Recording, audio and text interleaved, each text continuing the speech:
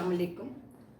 Channel M5 से नसरीन हुसैन परवेज़ माह मुहर्रम की इस पहली तारीख़ को इमाम हुसैन अलैहिस्सलाम की खिदमत में सलाम अर्ज़ करती है। उनकी माँ फ़ातिमा ज़हरा सलामुल्लाह अलैहा, उनके नाना जिनके दीन को बचाने के लिए इतनी बड़ी कुर्बानी की दी गई, मोहम्मद मुस्तफ़ा सल्लल्लाहु अलैहि वसल्लम को पुरसा देती हैं और सलाम पेश करती है नसरीन परवेज़ चैनल M5 की तरफ से। इंसानी आज़ादी के लिए फ्रीडम ऑफ ह्यूमन बीइंग, ग़ुलामों की तरह इंसान जब इंसान को समझना शुरू कर देता है, उस हवाले से मुझे आज जो शख्सियत सबसे ज़्यादा उनकी कोटेशन याद आती है, दैट इज़ नेल्सन मंडेला। जो लोग भी उनको जानते हैं, मेजॉरिटी इस मुल्क की शायद ना जानती हो, लेकिन अब जान जाएंगे। उनका एक कोटेशन है,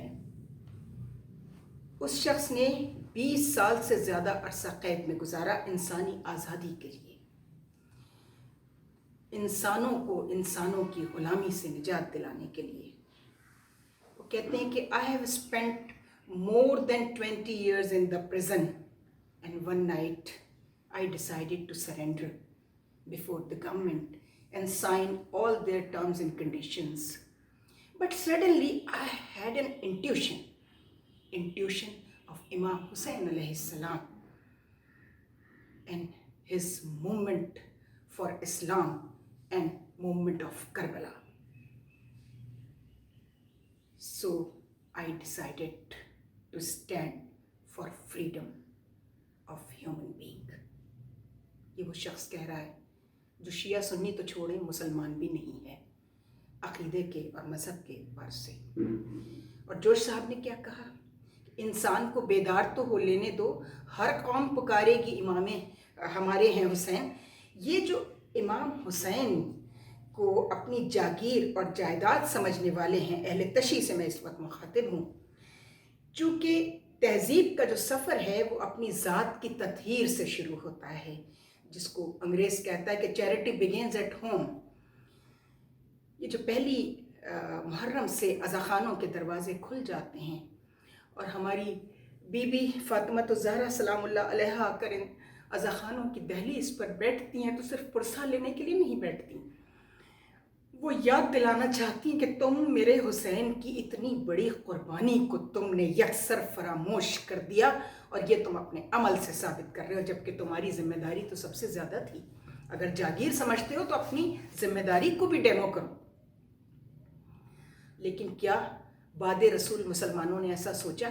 इसी पर तो रोती हैं कि मेरे बाबा के बाद 63 साल तक उनकी तहरीक की नफ़ी होती रही और 63 साल तक इंसान को कहाँ तक ले आया, बात कहाँ तक बढ़ी कि फिर उनके बेटे को इमाम हुसैन अलैहिस्सलाम को अपने पूरे खानवादे के साथ इतनी बड़ी कुर्बानी पेश करनी पड़ी, इतनी बड़ी कुर्बानी पेश करनी पड़ी कि तारीख़ इंसानियत में, मैं अभी भी इस्लाम का नाम नहीं ले रही, तारीख़ इंसानियत में ऐसी मिसाल मौजूद नहीं।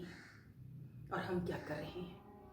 खाली मजालिस अज़ा बर्पा करके बेहतरीन तबर्रुकात, बेहतरीन खाने खा लेने और खिला देने से क्या मकसद शहादत इमाम हुसैन की तकमील हो जाती है?